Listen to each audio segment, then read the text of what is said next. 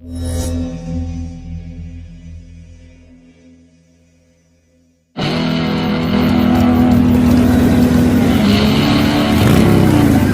motor custom karena emang passion gue di situ ya, emang gue pengen tampil beda dan semua pengguna motor custom pengennya dilihat keren aja di jalan. Sukanya adalah begitu motornya jadi, orangnya seneng make dan bangga dia pakai setiap hari. Kesenangan gue terhadap motor akhirnya sekarang jadi bisnis.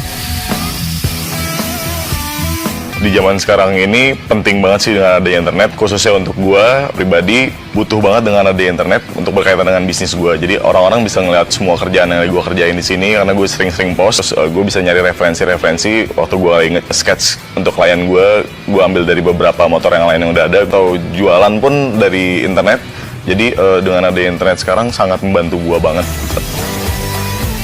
Custom builder dalam 3 kata menurut gue fun, menghasilkan, sama nunjukin gaya lo.